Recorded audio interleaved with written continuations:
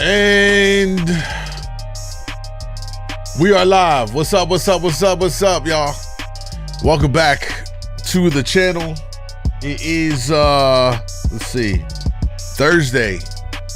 We got a lot to talk about, drama-filled today. What's up, y'all? Welcome in. Pull up. IG fam, what's up? Tiger, what's up? IX, Exotic. It's Arts, I see y'all. Jonathan, what's up? Terror, what's up? Welcome, y'all. You know how I like to start the show. Let's do the roll call. Let's kick it off. Let's do it like this, all right? Where you at? Where you checking in from? What city, state, country? Because I know we're global with it. Let me know right now in the chat. I know IG's popping early, waiting for the YouTube fam to pull up in here. I don't normally stream this early, but I got a busy evening. But we got a lot to talk about with Zion Williamson, Trudy Rudolph. Let's go. Maryland in the building, Phoenix in the house, AZ's in here with us. Missouri in the building, it's showtime. Yo, what's going on, man? This is Drizzy Drake. Yo, it's your boy French Montana. Hey, you guys, I'm the Howard Yuka Barbie, Nicki Minaj. It's the Teflon Don, Ricky Rouse. Hey, say what's happening, man? It's T.I. Yo, what's up? This is Wale. Yo, what up? It's Wiz Khalifa. Yo, what's up? It's Jamie Foxx. Now rocking with my near DJ MoonDawg. DJ Moondawg. DJ Moondawg. DJ Moondawg. DJ Moondawg. DJ Moondawg. DJ Moondawg. Get in tune, stupid. All right. Let's get it. Hey, man. Zion Williamson is the target in my crosshairs today. And what we're going to talk about to start off today's show. Pull up, grab a seat, y'all. We're going to talk about this. And this is really, there's multiple layers to this whole thing. In fact, let's switch over to this screen right here.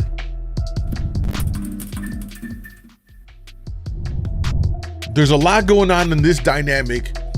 The most important part, fellas, we can sit here and talk about the crazy dynamics and what women are looking for and all these kind of crazy things, but at the same time, we gotta call ourselves out when we are doing dumb shit. Zion Williamson is the prime example of being a simp. This is actually bad. I'm gonna explain what's going on here. On the red side, my YouTube fam, what's up? Looper, Just, Rican. How y'all feeling? The body's on. The body's on. Don't know why it's not responding, but the bot's on. All right. Who that is? Bertoli in the building. What's up, Switch? Brian, what's up? Good morning. All right, let's talk about it. Let me load this real quick. All right, let's talk about Zion Williamson and why I believe he is the biggest simp. How do you manage to screw up your life in this crazy, drama-filled love triangle? Now, if you don't know what went down yesterday, oh, this is a good one. First of all, this video hits the internet out of nowhere that then gets clipped and spreads like a wildfire, worse than the wildfires that are happening in Canada. To all my Canadian friends, I hope you guys are doing well out there, man. Here is let me show you this clip. All right, here it is. Here's Zion. My baby, you gonna see this at some point. Yeah. I don't know what the future holds, but mommy and daddy love you. You don't know nothing else in this world. Know that mommy and daddy love you. Life. Yo. The way her facial expression didn't even look like she really even believed this. Look at her face the entire time he's saying this. Life. Anyway, so this hits the internet, right? And everyone is like, yo, wait a minute. Like, what? You gonna be a daddy? Now listen, I'm a believer that for celebrities, athletes, you're entitled to have your privacy, right? It shouldn't be public business who you're dating, who you're fucking, any of that stuff. It's your personal life, right? But once it's brought to the forefront, it's fair game. And that's where we're at right now. So this video goes around. People are like, yo, well, hold up. Who the hell? Who's Shorty? Like, and of course, people start investigating. And her name is, I don't know, Rose Guarding or Concrete Rose. She goes by a couple different things. She created this brand new YouTube channel simply to post this video. Something I also want to point out that I found very interesting in the metadata for the tags on this video, right? She hashtag Zion Williamson, hashtag luxury lifestyle. It's the little details, right? It's the little details. Here she is on IG, 37,000 followers or whatever, right? And you can see the pictures here with the baby bumps. She's with Zion, boy or girl. You scroll through here. And it looks kind of harmless. She has already got a 6-year-old boy. We'll talk about that. All right. And you kind of go through this. People dug further, and it turns out, I guess she has a background being a stripper. Then there's videos of her online on a desk, on a podcast, and her ass out. She's twerking on the desk. There's another video of her allegedly in a fight with another chick. Shirt comes off. You can see all the goods and that stuff. Like, it's out there. I'm not going to clearly show that on the stream, but it's out there. And you're like, well, look, here's the thing. When you're at that level, celebrity and athletes or whatever, listen, you're gonna mess around with like what I call recreational use, situations. You know what I'm saying? Women, right? Because you're just having fun with them. You're not intending to make anything more than what it is. But Zion, don't know what he's thinking. Why would you not strap up? Why would you not take precautions not to get a woman pregnant? This is clearly not someone he planned to get married or planned to knock up. So people start pulling out all the receipts on Shorty, and it turns out again, like, she's been out there, her goods been out there. It's not a good look. Think about when people talk about this high value man shit, right? When you see it all on the red pill space and all that stuff, a lot of times it's focused on like the man and his resources, right? Getting money, and all that stuff. The other part that they don't tend to talk about, which is, I would argue, is probably even more important than that, is these other qualities of what makes a man a man's man. Is a man that has self-respect, dignity, has morals and ethics, you know what I'm saying, that carries himself a certain way, in addition to like achieving these other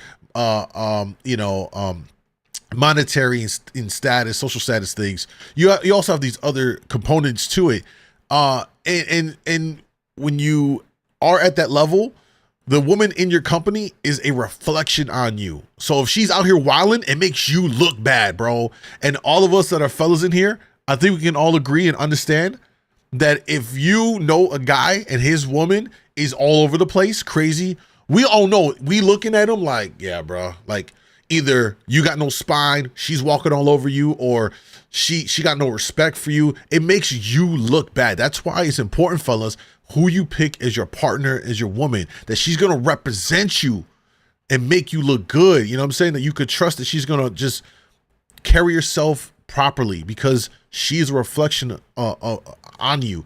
And so this is where it gets all crazy, right? So they're digging up receipts. Again, he's young. He's in his early 20s still.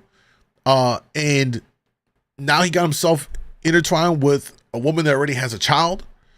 And it's not that there's anything wrong that she has a child, but in his position is what we're talking about here. In his position, why? You know what I mean? When you can have anyone, literally, because of who he is. Why? You know what I'm saying? Now, there's that part to this, right? Because it's difficult to be, it's one thing to be involved with a woman that has a grown child versus a woman that has a younger child.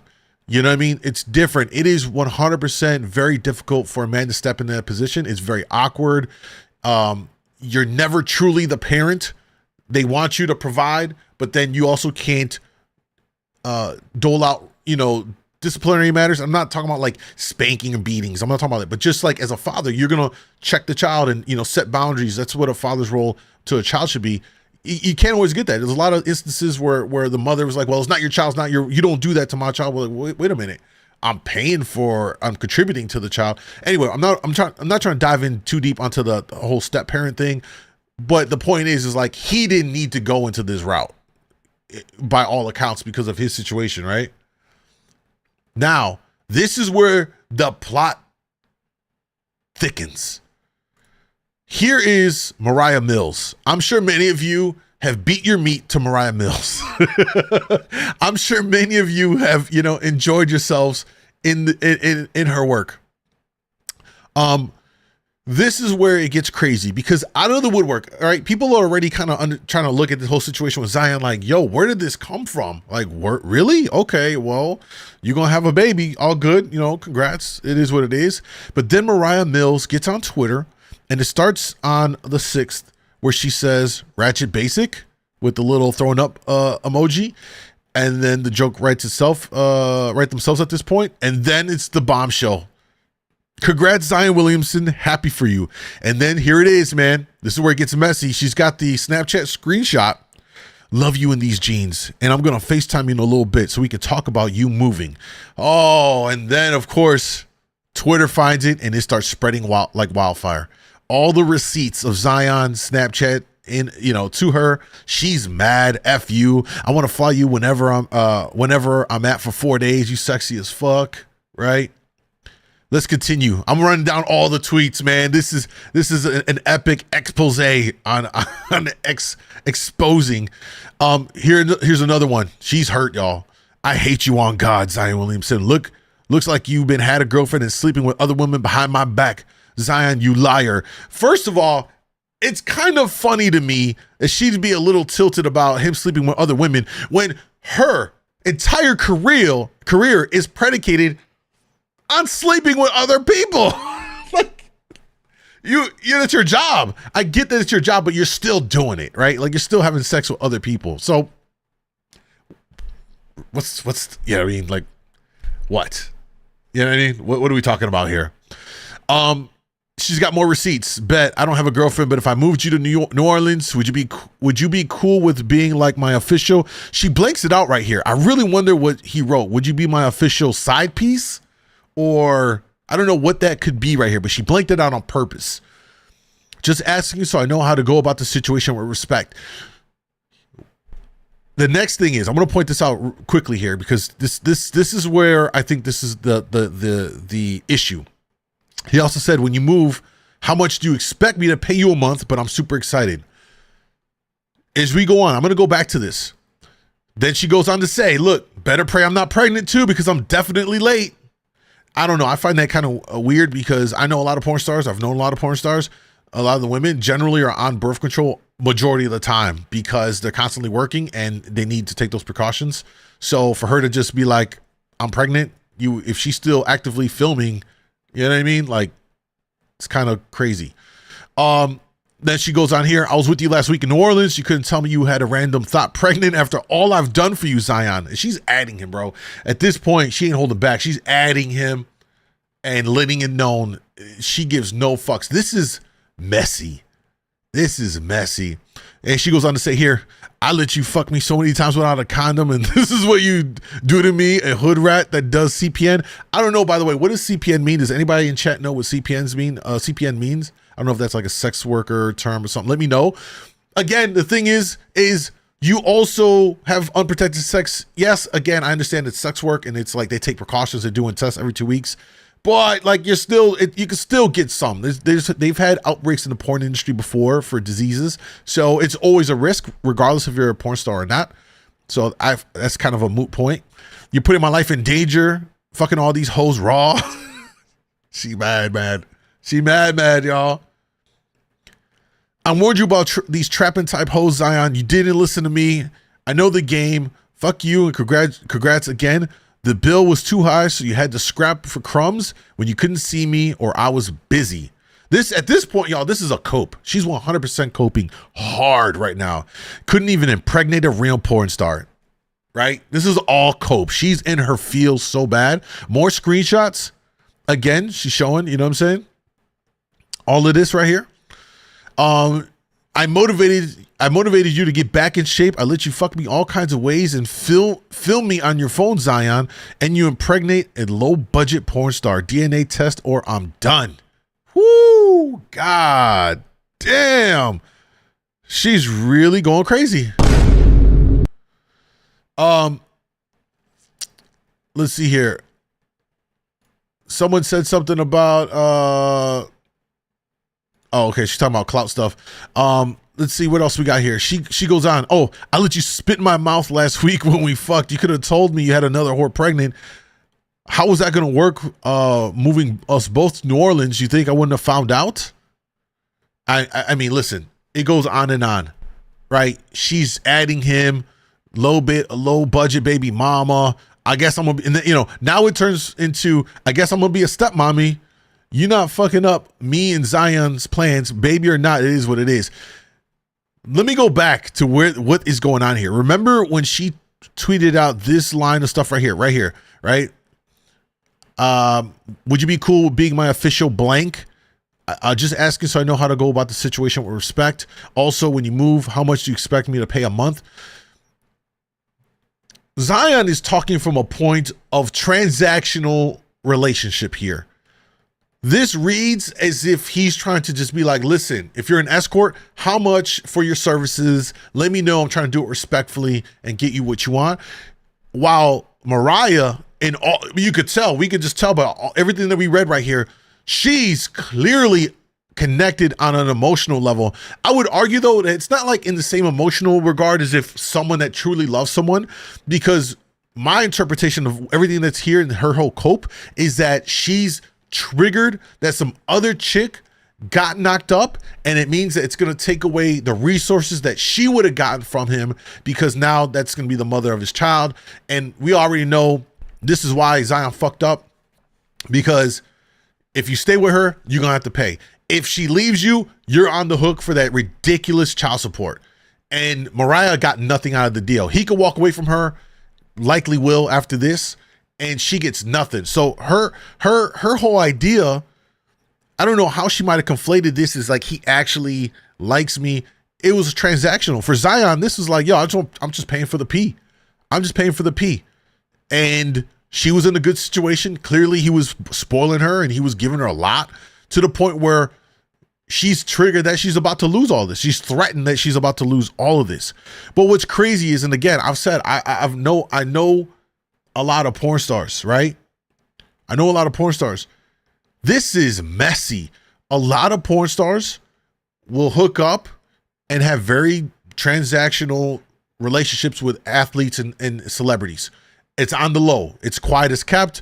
It's along the lines of escorting. It's just not advertised as that. But a lot of these athletes are fucking your favorite porn stars all the time. And it's on the low. And it could be straight direct cash you're giving them. It could be just flying them out, giving them trips and, paying for the things that they want, paying their rent. It could be arranged in many different ways. A lot of porn stars will do this. However, none of them will do what she's doing, which is outing this. This is bad even for like porn star standards. You don't do this, because this impacts your whole game.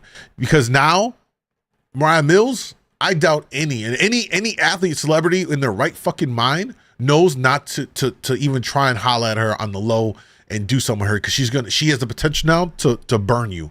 This is messy. And Zion put himself in this situation, man, which is crazy. You have access to practically any kind of woman you want, and you know what I'm saying? And again, I get it. Athletes, entertainers, all of that. You're gonna go for the fun, IG model types, but yo, y'all gotta take a bite out of Drake's playbook. Y'all gotta put hot sauce in the condom. You gotta have all kinds of things set in place. I even think for a lot of these guys, they need to just go freeze some of their sperm and probably get a vasectomy. You know what I mean? And then when they find the one, do it, you know what I'm saying? Pull it out of storage and do it that way. Because, bro, y'all are putting yourselves in a situation to be a target. You are a target when you're at that level. She just retired. Absolutely. Absolutely. I mean, look. Shorty right here, she hit the lotto. She hit the life lotto. For the next 18 years, she's got a fully paid for life, bro, for no work in any of it. None. And this is what I'm saying, fellas. Y'all got to be smart about who the fuck you find as a partner. And even if you are fucking someone for fun, you need to protect yourselves, bro. All of us seeing these horror stories of men getting hurt bad in child support courts and family courts. And while we can say that the system is stacked up against us, it doesn't help that we as men keep fucking putting ourselves in the position to get burnt. Y'all don't think about this shit. Y'all thinking with your little dick head instead of your head, the head on your shoulders. Y'all got to be smart about this. There are women out here that are predators. I'm saying it. They are predators. They are looking for men that have stuff going on for themselves and are looking to attach themselves to you. They will say the sweetest things to you in bed, in pillow talk. They're going to make you feel a certain type of way. They're going to tell you, you don't need the rubber. We're good. Don't pull out, baby. I'm good. Just so that they can get that baby. That is the fucking meal ticket. And I'm talking about, to be clear, the small percentage of women. This is not indicative, let me be clear, of women at large. I hope everyone understands that. We're talking about a subset of women, and we're also talking about a subset of men. However, just because he's like a top athlete, I would also say that this is also like relative to your tax bracket, let's say, right? Because sure, you're not making millions a year like he is in the NBA or whatever. Let's say you're making 100K or more, right? Well, the women that you're going to meet are probably not making as much as you, and so they're going to see you in that same light. Like, well, he's got his shit together. He's got money. He's got things going for himself. I want to attach myself to one of the best pieces of advice I got when I got into my radio career, when I broke into radio, right? I was still in college. I got my big break in Chicago and WGCI. It's unheard of, right? That's the equivalent of like going from high school to the NBA. My program director, she, rest in peace, she's passed now. She was a great program director. She was well known in the radio industry, Chris Kelly. She told me, she sat down, she's like, yo, Moon, I'm gonna tell you like this. And this came from a woman. This is how, you know what I mean? Like, this is profound. She's like, now that you're in this position, people are gonna see you, hear you on the radio. They're gonna see you out in public.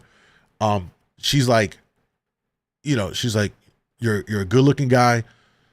You're gonna have all this opportunity. She's like, never fuck with a bitch who doesn't have nothing to lose. And it hit me, and I never thought about it. And I sat there in the office. She looked at me. She was looking at me like dead in my face. The way I'm looking at y'all right now on the camera, she was looking at me. She said it with the straightest of faces. Never fuck with a bitch who doesn't have something to lose. And she's like, because they will bring you down. And that was the first piece of advice she gave me in my radio career. And it stuck. And I think a lot of that is what for me made me really think about who I was dealing with in my, in this space of entertainment, because are they really fucking with me for me, or because of my position, my status, and yada, yada, yada, right? You have to take precautions. So moving on, we saw the Mariah Mills cope here. She's going off. She's been kind of radio silent as of today. We haven't seen anything on Zion Williamson's Twitter, nothing like that. I don't suspect he's going to address it whatsoever. But this is just a big stain for him, completely, a huge stain. But then Rose jumps in here, and she makes some subliminal tweets about it, saying, "Happy hoes ain't hating, and hating hoes ain't happy." And then she goes on to say, jealous is such an ugly look on people. I'm not 30. The fact y'all trying to make me older than what I am is crazy. So she's indirectly trying to respond back to what Mariah is out here saying, which is pretty crazy and just a completely messy situation altogether. I'll wrap it up with this tweet that really made me laugh, and it really speaks to this whole situation here. This guy said, 33-year-old porn star fighting a 29-year-old IG hoe over a 22-year-old NBA millionaire, Zion Williamson. And he said, LMFAO, thought women don't fight over a man again. Yes. So, it should be looked at for many men as an example of what not to do. It should be an example of not to simp, and you'll find yourself in these situations. You allow yourself to get caught up and exposed, and you're down bad. And not only is Zion now kind of stuck in this weird situation, maybe he loves the chick. Maybe it does. Maybe it does. Right? But at the expense of this is a tarnish on his name. You know, when you've got a porn star outing you like this is crazy. And let me say this, that I've been known that Moriah is reckless. For those of y'all that will watch Versus during the quarantine period, you were watching on IG, Moriah would be in the Versus Instagram chat typing all kinds of stuff for attention, bro, because she knew that there was all types of celebrities and artists all of us were watching, right? Every celebrity was in the chat. You know, many people I know, DJs and radio personalities and artists and, you know, all producers, everyone was watching the Verses. Everyone's like reading the chat. She would always be in the chat typing some craziness to get attention. I already knew what it is. And she just really she just got to the point, bro, where she's so triggered that she didn't catch the money train by getting a baby and locking him down for at least 18 years legally. This is some of the biggest cope I've seen. So you've got a whole lot of different things going on in this situation, which should be, you know, for fellas, again, protect yourselves, man. Don't be fucking stupid about who you're laying in bed with. Protect yourselves, or you'll find yourself in these shitty situations, man. Because I really do hate to see when fellas get put up in some crazy kind of child support situation. And again, we got to take responsibility for that too. You know, we played a part in it. You got to be careful who you lay with. I've always felt like, you know, this wasn't always the case because I was reckless when I was young. I'll admit that. But I got to a point probably like when I hit 30 where I was like, yeah, you know what? I got to like really only fuck with a chick that like I could see myself, even if it was accidentally, we got, you know, pregnant, I could at least see myself with her because she's pleasant, she's sweet. You know what I mean? Even if I don't like, I'm not in love, but like that was like my fail-safe mechanism. And I think a lot of y'all need to start thinking about it that way instead of just busting out everything, bro. Because then you can get caught up with some that don't have the same level of morals as you, integrity, you know, character, and now you're stuck with them. And that is about, I would say, probably worse than any kind of jail prison sentence, bro. You know what I mean? I'd rather go to jail for 18 years than get caught up in some crazy child support situation like some of these athletes and entertainers find themselves in for 18 years. It's that crazy. You know what I'm saying?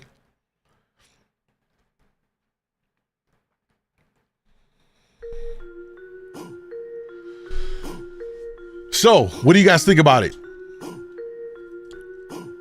The drama we didn't know we needed. So messy. So messy.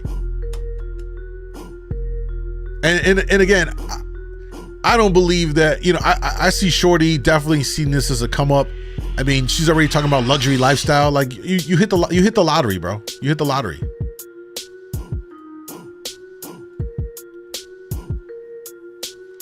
Check Discord messages. What went on Discord?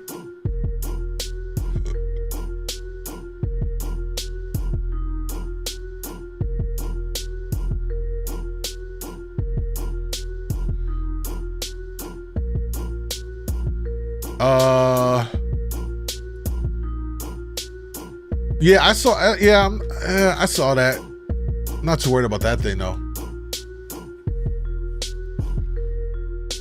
Just said, ought to know better. Yeah.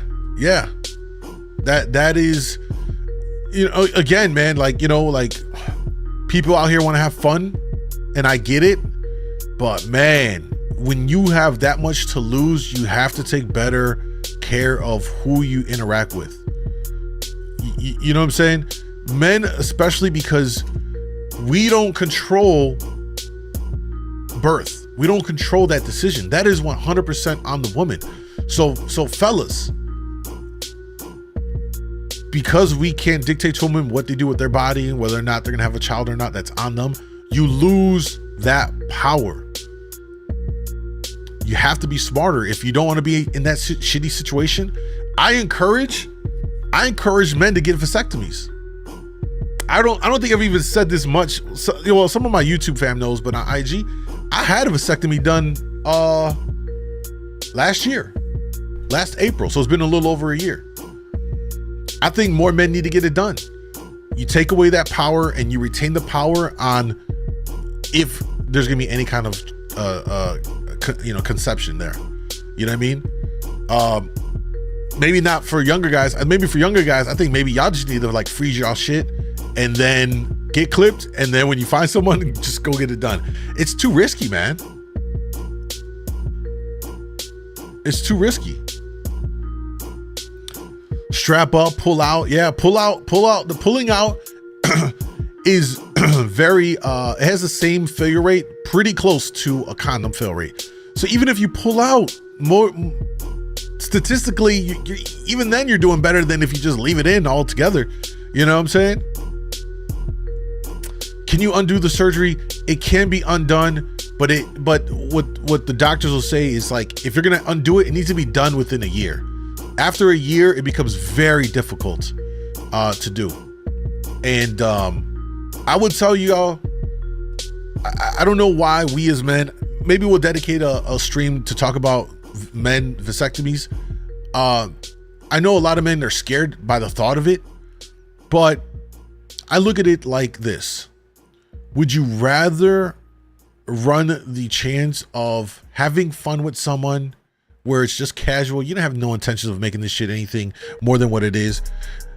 Would you rather risk conceiving a child in that kind of a scenario and then being stuck with that person for a lifetime, or get snipped and protect yourself? You know what I mean? That's just kind of what it is. I hate condoms, but I pull out all the time. Yo, I hate them too. I hate them. You know what I mean? So you know, you got to protect yourself in these situations, because a lot of men are out here raw dogging, and then you don't even have the fucking thought to pull out at least. And then y'all get in these stupid ass situations where you're locked down, and then you're on child support, and you don't like the baby mother. You were with them for recreational use, and now you just stuck. This is where I say we as men need to fucking be smarter about this shit, bro. You know what I mean? We can't sit here and poke and prod like, oh, women these days ain't doing this. Women, all right, yeah, they ain't doing. There's certain things they ain't doing, yeah, but like there's shit that we are doing that are fucking ourselves up. If we know that the court system, the child support and the family court aren't stacked in our favor, then we need to take steps to be more cautious about who we lay down with, and then how we're having sex. How much is the freeze nut? I don't know. It's probably gonna be expensive. It's probably not for everyone, to be honest. You know what I mean? Let's just say I be buying me some oatmeal cream pies. Hey, listen. Cream pies is probably in my top 5 categories I go search on when I'm looking. You know what I'm saying? When I'm looking, I love them. It's amazing. That is the best thing, by the way. Cream pies are the best thing. They are amazing, bro. There's nothing like. Look, we about to go into. It's not even Freaky Friday, but listen, I'll just say this: there's nothing like timing your orgasm together with your girl, and you cream pie it, and she's coming with you, bro. I know some of y'all probably haven't experienced that just yet. Work on it. All right, figure it out. But that is one of the most gratifying feelings, is when y'all time it together and you don't got to pull out. You leave it right in there, bro. You let that motherfucking roast up in the oven. Have to be very cautious, and freezing is expensive. Yeah, it is. What do you mean, boy, bye? Thoughts on Shaq having dinner with Brittany Renner? Yo, I saw that. Listen, Shaq is setting himself up for that one. She already has a history, just like Mariah now has this on her track record. Brittany Renner has done so much to expose some of the men in her past, even though she hasn't named some of them in her book, but other people have been able to figure out who she's talking about. Shaq being dumb, 100% being fucking dumb if he's having any kind of relations with her. You know, short of getting her on some kind of an NDA, but that it's just dumb. You know what I mean? Like, it's just dumb. Shaq is fucking dumb for that shit. There is no world, even if they just went out to lunch together. Why are you fucking with Brittany Renner, bro? You're setting yourself up for an L because she will run off at the mouth. She's proven that she's done it before. She's gone on some like she's gone on Just Pearly Things channel on some podcasts, talked about how she's reformed now and all this. Yeah, okay, maybe you are, but fuck that shit. I'm not willing to risk it and be seen with you and do stuff with you, and then you gonna, one day you revert back, you regress to the old Britney, and now you got an expose on your Twitter like Mariah Mills trying to expose everything about me. Shaq's fucking an L for that shit, bro. And otherwise, I love Shaq. You know what I mean? But he's on the verge of catching a fat L. You know what I mean? Just kind of how it is, man.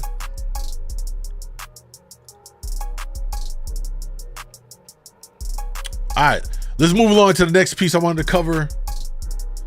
I'll have a full video out on the Zion Williamson on the MoonDawg channel this afternoon. Actually, it's already recorded. I gotta post it.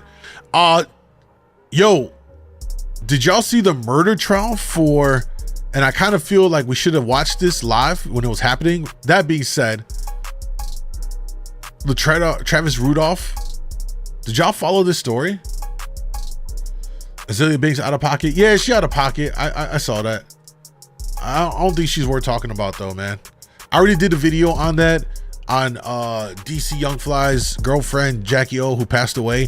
I did a video on it, posted it up yesterday, about Jackie O risking her life for social media beauty standards, and how unnecessary it is, and more importantly, how this is problematic for women as a whole in our society, because they're chasing after what the next bitch on Instagram looks like, and they're going under the knife unnecessarily, mind you. It's all elective surgery to make themselves look like that other chick. It's a fucking copy pasta,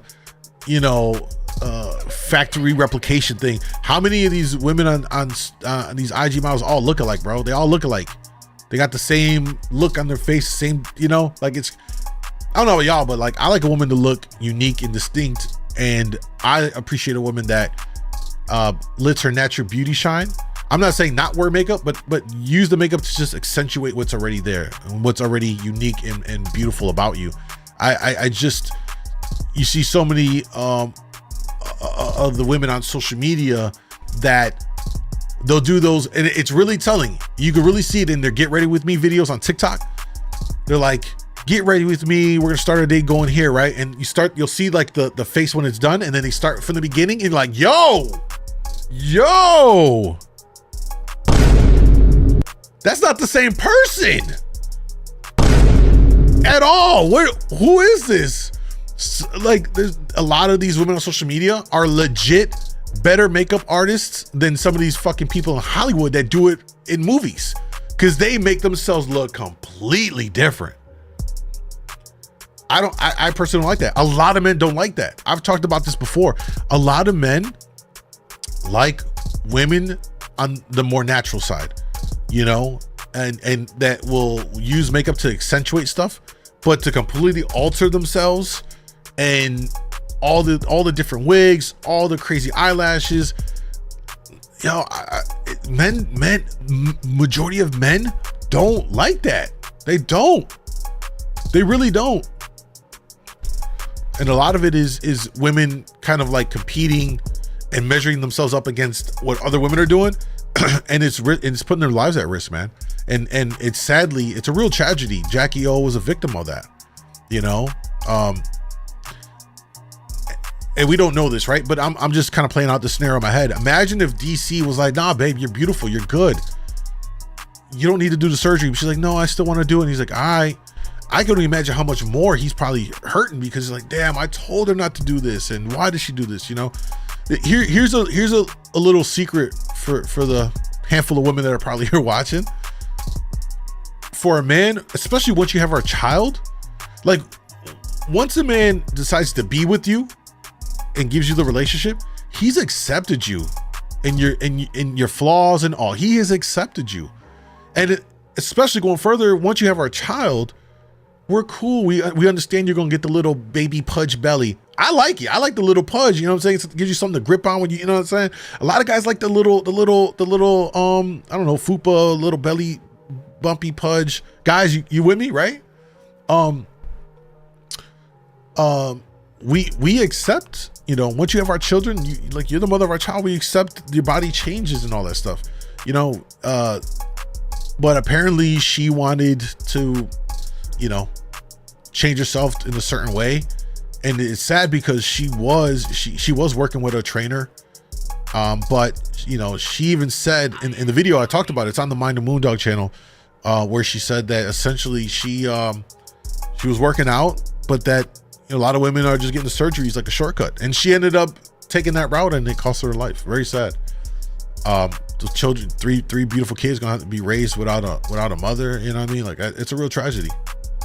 So that's all up on the Mind the MoonDawg channel, by the way. Make fun or funny memes, please. I'll get back to it at some point. Kind of taking a break from it, guys. Kind of taking a break. I haven't posted nothing new on the reels for a while. Just kind of taking a little break from it. Been doing our live streams and focusing on some other stuff. At some point I will. Right now I'm not feeling too motivated to go in there and do all of them right now. We'll see. All right, let's take a look at this though, man. So this is probably another crazy story involving former or ex-NFL player, was on trial for murder in Florida, Travis Rudolph. Let's take a look at some of this video here. May not go through all of it, but a lot of the reason why this went viral was for the fact that the woman involved in this, that was the that was kind of like at the center of all of this, made claims that, you know, he did all this, that, and the other, when in actuality he didn't. And so these false claims and lies put him in a situation where he had to defend himself, and he shot someone that came to the home and, you know, landed him in this situation right here. So let's take a look. State of Florida versus Travis Rudolph. Defendant. Verdict. We, the jury, find as follows. As to count one, we find the defendant not guilty. Former NFL player Travis Rudolph acquitted on all counts in the death of one man and the shooting of another during a fight at his home in Florida. We look at 7 key moments from Rudolph's trial. Welcome to Law and Crime Sidebar Podcast. I'm Anjanette Levy. Travis Rudolph says he was acting in self-defense when he fired at a group of men leaving his home 39 times back in April of 2021. Those 4 men were leaving his home in a vehicle following a fight. It all started after Travis Rudolph and his now ex-girlfriend, Dominique Jones, had a fight at his house in West Palm Beach. Jones said it got physical, and Rudolph told her to leave. Jones texted her brother and one of his friends telling them to shoot him up. 4 men showed up, including Jones's brother, Keyshawn Jones, Tyler Robinson, Christopher Lowe, and Sebastian Jean-Jacques. A fistfight broke out between the 4 and Rudolph. Rudolph's brother Daryl was also involved. As those 4 men left, Travis Rudolph fired at a vehicle carrying the men 39 times after he said he saw a gun pointed out of the window. Sebastian Jean-Jacques was killed. Tyler Robinson was hit and wounded, but survived. Joining me to discuss these big moments in the Travis Rudolph trial is Mark. By the way, the interesting thing about this is that woman, he was seeing her for fun. She thought it was some kind of relationship. The whole time she was like married. It's another crazy situation, right? O'Mara, he is a famed criminal defense attorney from Orlando, Florida. And if his name and face sound and look familiar to you, that's because he represented George Zimmerman back in 2012. Won an acquittal for him in the shooting death of Trayvon Martin. Mark, welcome to Sidebar. Thanks for coming on. Great to be here. Good seeing you again. Yeah, good to see you. We've met before. Actually, I remember this guy from that trial. That's a story for another time. Let's talk right now about these big moments in the Travis Rudolph trial. You know, the incident that really set off this chain of events was this argument that Travis Rudolph had with his girlfriend, Dominique Jones. And, this was this big argument where he told her to leave the house, and she texted her brother and some other people and said, she wanted them to shoot Rudolph. 4 men, including Jones's brother, Keyshawn Jones, showed up, and punches were thrown. There were fights between Travis and his brother, of course. And Dominique Jones testified for the state. Then it was Rudolph's attorney's turn to cross-examine her. So have you snooped around in his phone on prior occasions with his password? No, because I just had surgery, so I haven't seen him in a while. Right. So you were snooping. Oh, she got exposed bad. I wouldn't use the word snoop.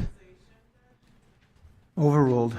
You were snooping around because you were concerned about him seeing other women down in Miami. Isn't that the bottom line? The bottom line is he was my boyfriend at the time. I haven't seen him in a month, and I was curious. That's the bottom line. Okay. Playing them word games, bro. Him, right? Of course not. And when Travis said that he found Kyla's body more attractive than yours, you became infuriated. Right? No. You didn't? No. You weren't upset that he found Kyla more attractive than you? No. When you saw the text from Kyla, you told the jury yesterday it was time for me to go. You remember that? Correct. Okay. And when you saw the text from Kyla, Travis was still outside, right? He was out with his brother. You were looking through his. Can y'all hear this? Need me to turn it up? Correct. So you waited for Travis to come back into the house to confront him, did you not? I more so didn't confront him. I just went into the room to grab my things. So you didn't walk right out the door, did you? I went to go grab my things, and he seen his phone on the couch, so he kind of put 2 and 2 together. You waited for him to come back in so that you could confront him. Isn't that what's happening? I didn't confront him. He kind of confronted me about the situation because he seen his phone was open. You wanted to hurt him, and that's why you stayed in the house, so that you could confront him and then destroy his property, did you not? No, I wanted to grab my things and I wanted to leave. Okay. Well, you immediately went off on him, didn't you? No. Yesterday you told the jury I was hurt. I was not angry. You remember that? Yes. But you were actually very angry, were you not? I was more so hurt than angry. But you were also angry, weren't you? I was more so hurt than angry. So, Mark, how do you think that Dominique Jones held up on the stand? She's basically texting these people and saying, he did this to me, shoot him up. I think she did fair. I think the defense did a very good job because remember, what this whole case has to be about is Rudolph's perspective of what was going on. So the fact that, she does sort of set this in motion. She's the one who says, shoot the blank up or his blank up. That's sort of the previous event, right? That's the cause of all of this. And then when they show up, Rudolph reacts as most of us would have when somebody breaks into your house or comes to your house, and he reacted to protect himself. Yo, by the way, what does it say about the kind of woman you're fucking with that she's gonna say shoot you up, right? She already out of pocket. Says a lot. You know what I mean? Even if you're mad, no one says go call somebody up. Yo, go shoot him up because I'm mad. That's crazy. I thought the defense did a very good job of sort of showing this all happened because of her, and but for her bringing in the posse, so to speak, none of this would have happened. A woman scoring true. And Florida, we've seen this in other cases, has a very strong stand your ground law, self-defense law. So that's going to play heavily into this case. Oh, big time. I mean, this whole case is truly a traditional self-defense. Now, remember again, the nuance between Florida's stand your ground and others basically means if you're where you're allowed to be, and Rudolph certainly was in his own home, right, then you don't have to back away. You don't have to retreat before using deadly force. But it hardly matters when you're in your own home, because that sort of brings us over to the castle doctrine, which means at the front door of your residence, of your home, of your castle, you're allowed to defend yourself. So while stand your ground gives Mr. Rudolph some additional benefits under the statute, this is truly traditional self-defense. Can you protect yourself in your home from the threat, or at least the perceived threat, of great bodily injury? One of the big points of contention in this case is whether or not the posse, the group of four, went to the house of Travis Rudolph with a gun. Two of the four men had told the lead detective in this case, Emily Vanderland, that none of them had a gun, but a canine actually located one tossed away. Here's Travis Rudolph's attorney grilling the detective about her work. Listen, bro, you don't roll up on somebody's crib without the strap. Let's keep it a buck, bro. Because you know, if me and homies would go pull up on somebody's crib to go some beef, you're bringing the strap because they probably got something at the crib. This is like, maybe they didn't find it on them, but let's keep it a buck. We know what it is. They brought the strap, bro. Why would you do that in a homicide case? Talk to someone and not record what they have to say. What logical reason would anyone do that to another human being? Well, we don't just constantly record ourselves. I mean, I suppose with body cams now, that's not exactly a true statement. But at the time, we didn't have body cams. And we don't just turn the recorder on and record every single second of every single thing. I didn't take a statement that was not recorded. I spoke to her, is what I'm saying. And it was not recorded. I didn't ask you that. My question, you made the statement. You're privileged to do that. Yes. Then I'm asking you, why in the world would you ever do that? That's all I'm asking you. I'm not asking what you did in this case. I'm asking what you do. Why would you do that? Sustained. Mark, I'm interested in how you believe the lead detective did on the stand, because she kind of chuckled a little bit. That's allowed in court. Things happen. But, you know, she just kind of took their word for it, it sounded like, that none of them brought a gun. Yeah, and that's part of the problem. And look, we as good defense counsel always look and say, what could have been done better? What could have been done differently? This investigation was fair, maybe okay. This was not a great investigation by law enforcement, because you're right. What they sort of did was, okay, you guys showed up. You said you had no guns. Let's blame him and charge him with a crime. But the harsh reality is what Rudolph said was that there was the threat of guns or that they had guns. They lie about it. Lo and behold, Canine finds one. And there was also some forensic evidence of maybe the decedent could have had a gun in his hand when he was shot. So I think all of that evidence is going to work well in the defense favor for a couple of reasons. One, cops didn't do a great job. Two, victims, or posse as we call them, were lying or willing to minimize their own involvement in it. And at a certain point, the jury is going to say, we can't believe them on that. We can't believe them on anything. Right. Mm-hmm. Well, the next clip we're going to look at involves one of the four men from that evening. His name is Tyler Robinson, and he was at the house that night, of course. Imagine this guy. You go in with your boys. Yeah, we're going to beat the shit out of this guy. You know what I'm saying? Only to get shot and then have to come testify, you fucking idiot. He admits that he actually took a gun to Travis Rudolph's home, but says he never pulled it. A canine later located a gun, as I mentioned. Bro, earlier. look at the pit stains. Bro! Yo, do y'all see the pits? My man is leaking. What an idiot. What do they say? You play stupid games, you get stupid prizes? What a fucking idiot for doing this. That boy lucky he didn't get clipped all the like shot and killed. Wow. He testified about being in the car when Travis Rudolph fired those 39 shots at the vehicle. Let's listen. I'm still laying on the floor at this point, just trying not to get hit with any bullets. And then when the car finally, this isn't something I can see, but I'm aware the cars, and you can feel when you're in a car and it's moving, regardless if you can see or not. So I feel the car moving, and I guess we turned around to leave, but then we just stopped, or it seemed like we just stopped. It seemed like the car stopped moving. So I feel myself get shot in my back. Is this the second shot? You Yeah. got shot more than once? It is. I got after I felt another shot in my back. I kind of was, and the car wasn't moving, so I'm under the assumption that if I'm getting shot, or so I believe I am, and that's what I feel, my brothers are probably getting shot too. So I'm thinking everyone in the car probably died.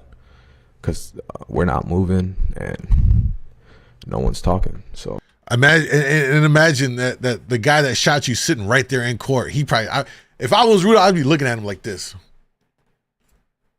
You know what I'm saying? You know, it's got to be uncomfortable as hell to be out here testifying, and the person that shot your ass is right across from you too. Oh, I just assumed everyone was dead. What'd you do then? I just got out the car. So you opened the door and ran out? Yeah, basically, I didn't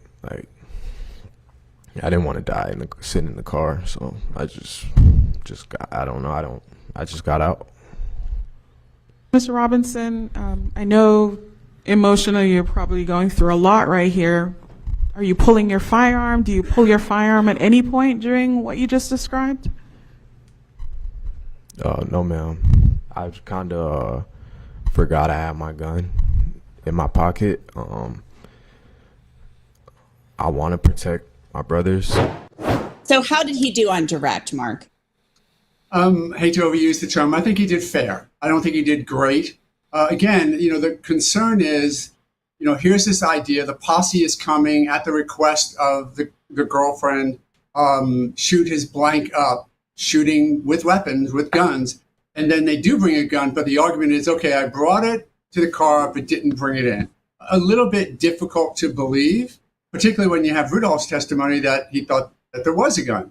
So they did fair. Again, a jury's got to look at this and say, if they're lying about one thing, can we believe them about much? And the thing too is you got 3 or 4 people all trying to corroborate a story. You know what I mean? Which the minute you find one thing out of order, it kind of blows it out of the gate. Like, okay, you could just all be, conspiring together, trying to tell the same story. And so, obviously, they broke this down. And that's something the jury's going to have to wrestle with very much with this witness. 39 shots. I mean, a lot of people would say, hey, that's massive overkill. But how does that play into this? I think we need to talk about that for a moment, because they're saying he had a semi-automatic weapon, 39 shots. They're going away in the vehicle. Rudolph thinks he sees a gun pointed at him. So is 39 shots too much?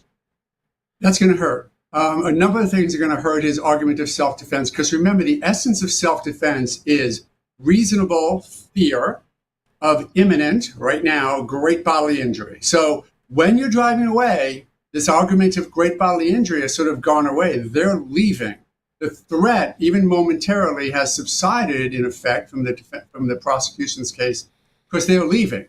The argument that the defense has got to sort of wrestle with and get across to this jury is, with everything that was going on, the guns in the area, him being in his own home, the idea that he shot a gun once is justifiable because he was truly in fear of imminent great bodily injury. Then, if you get past justification of that first shot, you probably will be given a little bit of leeway on the rest. But I will tell you, the way it's going to come across in the prosecution, this guy's just wasting his entire magazine on people fleeing from the scene, and that is not self-defense. Let's now look at Travis Rudolph's attorneys grill Tyler Robinson on cross-examination. He is questioned about things that he only recently revealed about that text that Dominique Jones sent that really brought the posse or the group to Travis Rudolph's home that night. Let's look. You're asked by the prosecution on November 8th, 2021. Grown-ass man crying. Little bitch, you want to go over here be tough, bro? And he got fucking 2 in his back, sweating up. This is, what I'm saying? This backfired on him so bad. Again, you're asked. Bro, my man's sweating like he's in hell. Texted you and Kashan saying, shoot his shit up. Is that correct? And you said, I don't remember. Right? Correct. Wasn't until Friday of last week was the first time, 2 years after this happened, was the first time you ever said that's what she texted you, right? Correct. It's in black and white. You saw a copy of it. The prosecution, the police, somebody told you, here it is. They got it now. I agree. Because you knew Dominique erased her phone. She was trying to hide evidence, right? She told you that. No, sir. You still talk to her every day? No, sir, not every day. You still texting her messages, you love her and you got her and you'll do anything for her? Those kind of messages like we saw? Less, it's less often that we speak or have spoken. So no, sir, we don't really. Look how shifty he is. He can't look at the defense counsel. This guy is all types of down bad. This is hard to watch. Lucky you guys have self-defense. Over here, you have to match force with force, so you wait for them to shoot, and then you have to go to your safe, get your gun, get the ammo, and then I can shoot. By that time, you're dead, bro. Goddamn. Fucking crybaby with a baby gun, with the baby gun. Yo, true, King. Yeah. Everybody thinks they tough, man. Everyone thinks they tough with a gun. That's why I say we need to get back to just, blow up the fist, bro. Catch the fade with a hook. You live to fight another day. Everybody feels like they tough with a gun, man. Really. And I'm all for guns, but it shouldn't be the first thing. If you beef with someone, it shouldn't be the first thing you reach. It's a lot of people don't know how to do basic fights, and because they don't, they run to the gun, and it's terrible. It should be, more of us need to just square up, bro. Throw some punches, man. Throw some punches. Put the guns away. Save that shit for like real important stuff. Someone's home invasion. There's an active shooter. Like, yes, then yeah. But like, you beef with someone, like, you stepped on my white ones, bitch. Like, you in the club. Don't shoot it. Just swing. Play those messages quite as often. But you still love her, right? Correct. Do anything for her? Do anything, yeah. Circumstantially. Okay. Would you go defend her honor again? He's smart enough to. No, sir. He's smart You enough. asked if Chris Lowe was at your house that evening by the prosecution. He said, I don't remember. Remember saying that? I agree. And you asked if Sebastian showed up separate from Chris, and you said you don't remember. I agree. You called them. You called Sebastian and Chris and said, come on over. We need to go do whatever your words you want to use. We don't know. Let me ask you this. Did you call those two guys? Yes. All right. And the phone calls you had, to your knowledge, none of those are recorded, right? I'm not sure. No one ever told you that, hey, they have an actual recording of your voice, did they? I don't know. I'm not sure. Well, you guys use FaceTime a lot, right? We have iPhones, so yes. And you know FaceTime's not recorded. That's easy to search, right? I'm not aware of that, sir. I don't know. This is the brother of the woman that's you don't know that. That told him to go shoot up the cell guy. phone company, sir. That's not information that's important to me. Okay. Why did the IG get killed? What the You fuck? asked if you spoke on the phone to Dominique, and you said you don't remember back on November 8th of 2021, correct? Objection asked and answered. Sustained. You asked if your brother was home that day, and you said you didn't remember. Remember saying that?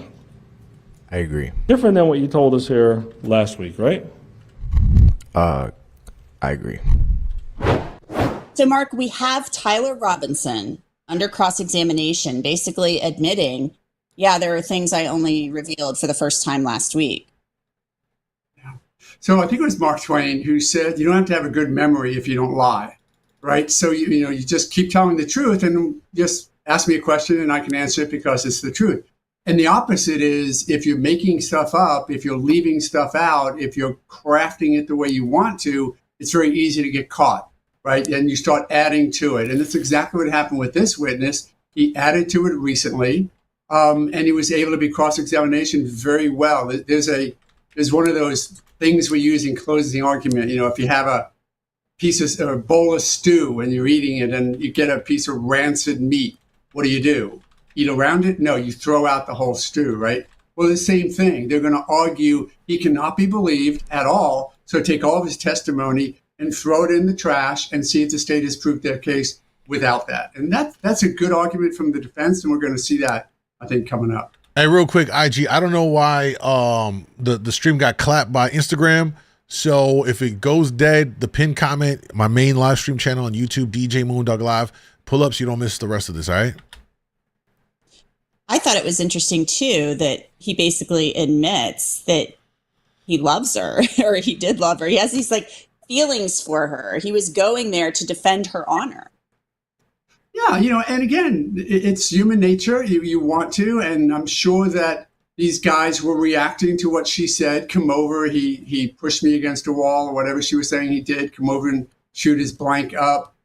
Yeah, and quite honestly, I would act a certain way for my loved one or my friend or my sister, and you get over there and protect her honor. So I understand how it happened. The problem with it is that it comes right into force with the law that says you cannot go to somebody else's house and threaten great bodily injury, which certainly seemed to be what they were doing. Look, take the guns out of it. You beat somebody up, that's great bodily injury. Trayvon Martin didn't have a weapon, yet that self-defense survived the attack from the prosecution because of the injuries that were inflicted on Zimmerman. So, the whole thing about this is what they were doing. They caused it. They went to a man's castle, and he's allowed to react. Mm-hmm. One thing that's interesting about this case, Mark, is the fact that we have family members of Travis Rudolph's involved in this whole incident, including Travis Rudolph's mother. She took the stand in his defense. And of course, Dominique Jones was dating Travis Rudolph, so she had interaction with her. So let's listen to a little bit of Travis Rudolph's mother testify in her son's defense. And remember, she was dating Travis Rudolph, the other chick, but the whole time she's been married, legally married to some crazy shit like that, bro. So Do you remember what time you left your home that day on April 7th? Well, we usually have Bible study at 7. So I probably got to my sister's house maybe about 6:45. Okay, and that's PM, obviously. Correct. And when you get there, what do you do? When I get to my sister's house, we had Bible study. Immediately after Bible study, we was watching a movie. And then I got a call for Dominique. She was very hostile and irate. And she said, "Mom, you better come get your son, Travis, because I'm going to have my brothers and his friends to come up and kill him." But I didn't think that she was going to put a hit on him. The phone dropped, or she hung up the phone, so I had text her. Let me slow you down. When you get that call from her, do you have any idea what was going on? No, because she was screaming and hollering, and I couldn't really understand her, but that's when I texted her. Okay. Did you try calling her back? No, I didn't call her. I just texted her. What'd you text her? I said, "Dominique, I don't know what's going on with you and Travis." I said, "But you both are grown." I say, "If you all not getting along, you need to move on." I say, "I love you like my own daughter. I don't teach my son to be disrespectful." I say, "I will talk to Travis, and I will let you calm down, and I will call you later." God damn, that's a W mom for sure. And then she texts me back and say, "He has the wrong one." That's all I'm going to say. He has the wrong one? Yes. Mark, how did she do? I thought she did very well. She did very well as a mom, right? I mean, look, we look at the court system that we're all used to and say, okay, this is the way this witness acted. But she came across as a mom, happy for her son, who was somewhat, successful as a football player, dating this woman who she was happy with for the most part. And then this crazy tragedy happens. And I thought she was very believable. And again, juries, we want to believe moms. We love moms, and we will listen to them. And that's a very strong predisposition that I thought the defense played very well with this jury. Yeah, and Linda Rudolph, had interaction with Dominique Jones. So I thought that was very important too, that she was a part of this. So she certainly can testify to the dynamic at the time. And I thought, again, she did a great job with that as well, sort of bringing out what was going on, all of the emotions, everything that was happening between those two, then what happened when the other men came over. I thought, again, if the jury is going to listen to one person and say, we believe that person is telling the truth, it's going to be a mom. And it's going to be a mom who, like you say, interacts with everybody and was present at the very time it happened. Our next family member who testified for Travis Rudolph was his brother, Daryl. He was there that night, and he was a part of this whole altercation. Let's listen to what Daryl said. Did you ever talk to her, or like actually have an actual conversation on the telephone with Dominique after this happened? I don't really remember. When you were texting her, did you ever explicitly tell her that you had guns pointed at you and your brother shot a number of times at them? Did you ever tell her that? No, sir. How come? Because I thought it was self-explanatory. I mean, like, if you put two and two together with her saying, hey, my brother's going to come fuck you up, and then you got guys coming over with guns, yelling, screaming, and saying you and Travis going to die today, and then you actually see guns pointed at you, I mean, you would think that it would be common sense that Dominique, she should know this. It's common sense. If you put two and two together, you would think like she basically orchestrated this whole thing. The fact while y'all are in this seat and I'm sitting in this seat while everybody right here in court right now, you know, you would think. You gotta stop. Hold on there. Yeah. 1 second. The narrative objection is sustained. All right. So you believe Dominique set the whole thing up? Yes, sir. She orchestrated the whole thing, so I figured she should know. Hold on. He's trying to drop it all real quick. You were very upset with her. Yes, sir. Still upset with her. Yes, sir. Mark, a lot of people might argue, well, Daryl's biased. It's his brother. He doesn't want his brother Travis going to prison. But he was indeed a part of what happened that evening. So was he credible? I think he was. You know, again, you want to listen to who was there and what they say. And there was not, although there was good cross-examination, I don't think it really attacked his credibility very much. I thought he came across, sure, he's going to protect his brother to a certain extent, and he's going to shade things in favor and maybe evidence that level of fear. But I think the jury's going to be able to work through what part of it was him being, again, sort of favored to his brother, but also told the truth. It's pretty rare that we see a case where someone claims self-defense and they don't take the stand. You've experienced that. I want to talk about that in just a minute, but Travis Rudolph was really the main witness that the jury likely wanted to hear from in this case, because he's the guy that fired the 39 shots. He's the one who had the fight with Dominique Jones. The jury got to hear from him. Listen. Is at this point any guns? No, not at this point. It's actually crazy. It's actually crazy that he took the stand, which normally, you know, you don't normally do, or you'll see your counsel advocate against taking the stand if you're the defendant. Going on, was it one-on-one? No. Tell us about that. It was a bunch of back and forth. Sometimes it'd be 2-on-1, sometimes it's 3-on-1, 4-on-1. You know what I'm saying? Between me and my brother. How were they fighting with you?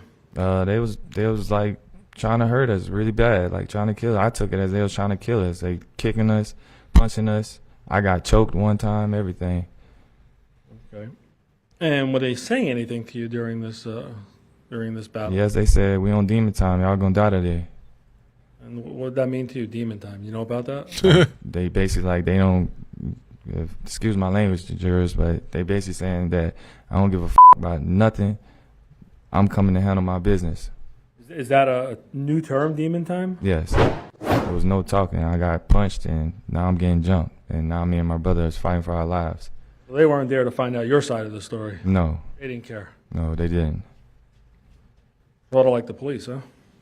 Right. Sustained. Trying to throw the police in there. You're in a fight now. How long does it last? Do you know, or does it just seem like a long time? It seemed like a long time. I remember I was like out of breath, especially after I got choked. So it seemed like a pretty long time to me. You're an NFL player. You can't beat up 3-4 guys? Nah, I mean, them guys knew what they was doing. Like I felt like I couldn't get the upper hand, nor my brother. So. All right. Did you lose sight of your brother at times? Yes. Tell us the best you remember after the guys jumped on top of you. What do you remember after that? I remember, like I said, it was at one point in the driveway I was getting choked by Tyler, I believe, and my brother had came and like got him off me. You say Tyler, that's the guy without. Yeah, the guy without the shirt. You know his name now, obviously. Yes. Okay.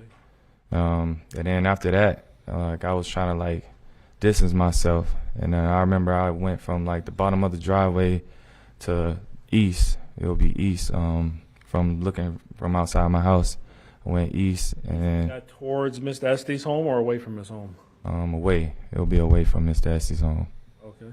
And I remember at some point I get near the palm tree with the bricks around it. What happens? During that time, it was just me, Tyler, and Sebastian, and they were kind of trying to like angle me in. And when they was trying to angle me in, Sebastian was saying, "You with the wrong girl. You finna die today." And then simultaneously when he was saying that, I seen Tyler. He pulled out a firearm from his right pocket. Mark, I know in George Zimmerman's case, he opted not to testify, which I find really rare in these affirmative defense cases. You obviously felt you didn't need to put him up there. He didn't feel like he needed to get up on the stand. But I think it's really hard in a case like this when you don't put the defendant on the stand. So yeah, for the stand did your ground. Travis win the day for himself? Well, first of all, you're right. In an affirmative defense case like self-defense, you almost have to. I mean, true or false in law school, put your witness on the stand in self-defense? Absolutely. Because you have to, because it's that person, the defendant, who says, I was in fear, it was imminent, and I believe this was going to happen. You want them to convey everything they felt to justify their use of deadly force. Perception of the fear. So not having someone testify like we decided not to do in the Zimmerman case or other dynamics is very, very difficult and can really come back to burn you. So having said that, what I thought happened here with Mr. Rudolph was he did a good job because he did what he had to do, which was say, look, this is what happened. I'm home. These people come in, fists are flying, guns are about. I don't know what's going on, but I'm protecting not only myself and my castle, but my family.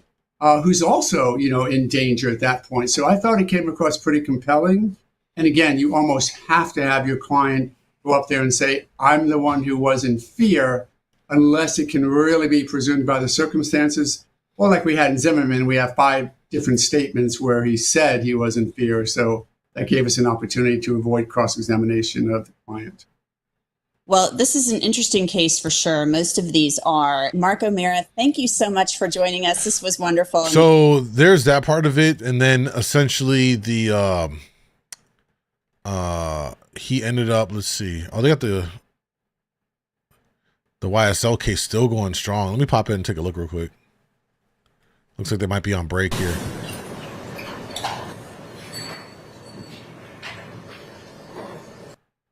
That was obtained on May 30th. Why does the audio sound like shit?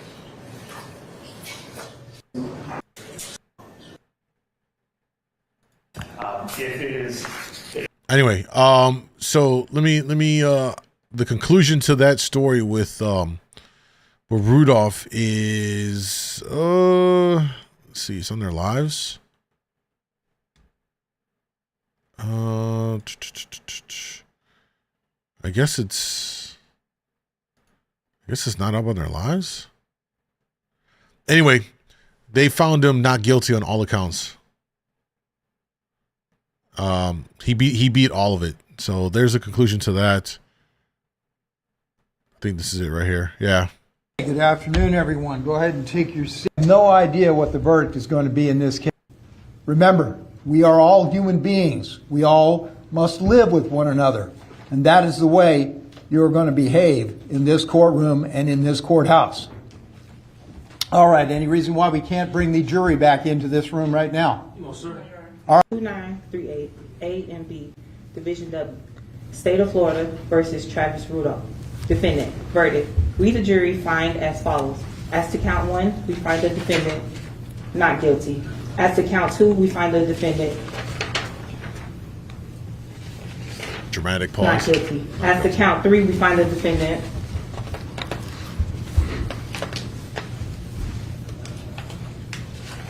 not guilty. As to count 4, we find the defendant At that point, he not cleared guilty. it. So say we all, the 7th day of June, 2023, in West Palm Beach, County, Florida. Would either side like to have, would either side like to have the jury polled? All right, thank you. Ladies and gentlemen of the jury, I, on behalf of everyone who is a participant in this trial, would like to thank you for your time and your consideration. I also wish to advise you of the special privileges enjoyed by You can hear probably the family member of the guy that he killed crying in the back. But listen, You can't blame you can't try and hold someone accountable for what this dumbass did running up on somebody's crib, bro. So I don't even feel sorry for that. That's a dumbass shit. What do you expect, bro? You trying to run up somebody's crib, you're going to get shot. And then they think, oh, he should go to jail for that. Fucking stupid. In the absence of a court order, no juror can be required to talk about the discussion that occurred in the jury room. Our judicial system relies on juries for consideration of difficult cases. We recognize that a jury's deliberations, discussions, and votes should remain their private affairs so long as they wish it.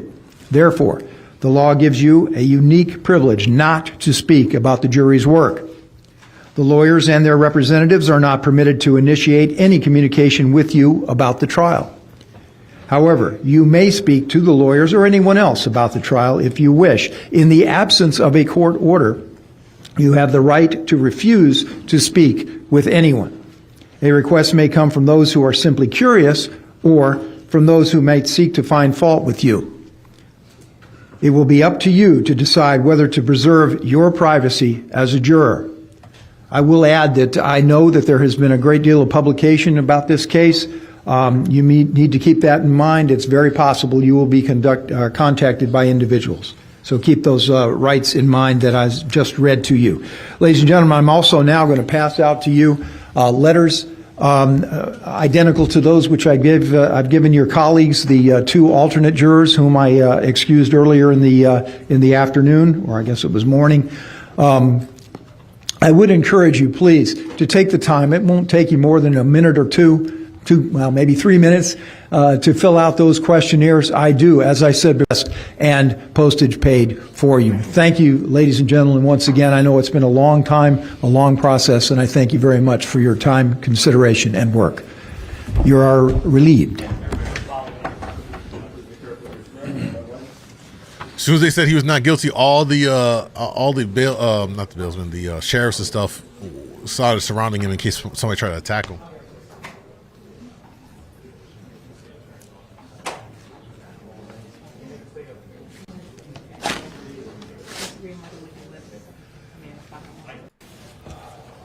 It seems to me there are take your seats. It seems to me there are a couple of things we need to address, but I may be mistaken about that. So I'll turn first to Mr. Shiner. Is there anything I need to address so far as your client is concerned? I think the court just needs to. I think the verdict was announced, so I think the court just needs to make sure the clerk documents it properly. Okay, well, that will be done. You will, of course, yeah. All right, that's already done, as a matter of fact. My client's also on house arrest. That's what I was thinking about. I would ask him. I don't know how he gets off house arrest, but. Let me talk to the state about that. Yeah, Judge, at this time, he would be released from house arrest. Right. Based on the verdict. Okay, so he is not physically in custody of the sheriff's department, and that would be a different procedure.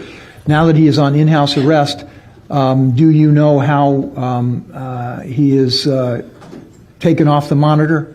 Judge, he would just need to contact whoever he's been reporting to. Okay. Judge, I'm sorry, go ahead. He would just need to contact whoever he was reporting to, whoever he set up the in-house arrest with, and they would, either him or Mr. China, have the ankle bracelet removed. And Judge, I've had in the past the situation happen and judges have ordered the deputies in the courtroom to cut it off. I will not do that. All right, but I will authorize you immediately. Get on your cell phone right now if you want and contact whomever it is that's responsible for that and tell them that I have ordered that his monitor be removed. Cut that shit off, bitch. All right, anything else? No, from either side? Judge, I'm going to file a motion, but it's not appropriate to do it now to return property, but I'll file that motion. All right, very well. Judge, Anything else? Is all the evidence to be returned to the parties? No. The evidence is going to be kept by the clerk's office until such time as a motion is filed, particularly with respect to firearms. All right? All right, thank you. Anything else? No, Your Honor. Okay, thank you. Stay calm, everyone. Stay calm. And more importantly, stay safe. Crazy. All right, so that happened, man. My man got freed from this stupid shit, all predicated on what that crazy fucking bitch tried to do by setting him up. And even worse was the guys that fucking thought that, yeah, I'm gonna go do this shit. You know what I mean? So that happened, man. That was pretty big. Everybody was keeping an eye on the Travis Rudolph case. So, all right, man, that's it for today's live. All right, she should go to jail. She should go to jail. That was something that a lot of people were like, yo, she should go to jail for lying. There was a lot of holes in her story, you know, and all that stuff. But you know, again, this is a situation, man, and it's not, I'm not even trying to dive into it too deep or all, but you know, you have situations where women set up men, make false accusations, and then they are not held accountable to it once it's proven that the man actually didn't do what was accused of them. And that is so problematic. And this is why this case was so highly watched, because it's like everyone could tell, you know, that she was full of shit. You know what I mean? And that's why this one drew a lot of attention from a lot of people on social media and all that stuff. You know what I'm saying? So that's it for now, y'all. We will be back. Let's see. I got a busy next couple of days. I'll try to pop in soon, but there will be videos going up on my other channel on YouTube. It's my commentary channel, The Mind of MoonDawg. So youtube.com, The Mind, M-I-N-D, of MoonDawg. Sub to the channel. Check out the videos. I think you guys will like them. I put stuff up there in between us going live, so there's always something from me going up there. I know people have been asking me to put up some more funny reaction reels. Took a little bit of a break from it. I hope to resume it at some point, but yeah, I don't know. We'll see what's going on with all of that. You know what I mean? The girl that cried wolf, pretty much. The girls be lying for real, always playing victim. Yeah. Listen, my thing is this: my thing is when any claim is made by anyone, it needs to be vetted out before automatically just assuming what they said and claimed is true. That's the problem with society right now, is the minute someone makes an accusation, and especially if it's a women get the benefit of the doubt. And it's to the point, I think, where we're seeing it being abused a lot more. And that's where it's problematic. It's not to say we shouldn't discredit, but I think we just need to hold back or hold back on jumping to the gun on something until we know more. You know, if someone makes a claim, okay, kind of like the Jonathan Majors thing. My man is down bad because of what happened. Then it turned out that wasn't the case. Everyone's jumping the gun, making it sound like he's this evil villain that beats the shit out of women. I don't know. You know what I mean? Like, more women kind of came out of the woodwork trying to say that he did stuff to them. I'm more of the thought of like, I'm gonna wait to see what they find out. I don't believe that to be the case. I think that was another situation of a vindictive girlfriend mad at him and she did some shit that now fucked up his life and career. And it's bad, man. Again, this is a reality for men, right? All it takes is a accusation and your career and your life can be ruined. You have to be careful who you surround yourself with. And especially when it comes to choosing a partner, you know what I'm saying? Again, it's not every woman. I never act and say that this is all women, because that's certainly not the case. But there's just the subset of women that will be vindictive enough to do something like this. Like, why would you get so mad that you call your brother and his boys to come shoot the guy? You know what I mean? And if I'm the guy, if I'm the brother and I get the call, I'm going to be like, okay, walk me through what happened here, because you just saying he did this to you, I need to know details. Because if he just pushed you off of him because you was in his face, I'm not about to ride down and come to the crib and mess somebody up. You know what I'm saying? Now, if he beats you and you are leaking, you know what I mean, and you are like clinging to life, kind of beaten, we're gonna have a problem. You see what I'm saying? Like, we gotta ask these questions before running off just doing some shit. You know? So, what's up, Kay? I see you, late ass. So that's my thoughts on all of this, man. We'll talk about some more stuff on the next stream. I think what we need to do is go through all my DMs because I have so many things that y'all have sent me. So the next stream, I think it'll be a more lighthearted, fun one as we go through and we see what funny shit y'all sent me. Hopefully it's funny. I ain't gonna lie. Sometimes y'all be sending me some shit that's whack. We have different senses of humor. It's fine. I get it. But we'll go through some of the DMs, all the stuff y'all sent me and see what's up. If you want to stay subbed up to the YouTube channel, make sure y'all go through DJ MoonDawg Live is the main channel where I'm at. And the secondary channel, the commentary channel where I talk about a lot of this shit and more is at youtube.com/themindofmoondawg.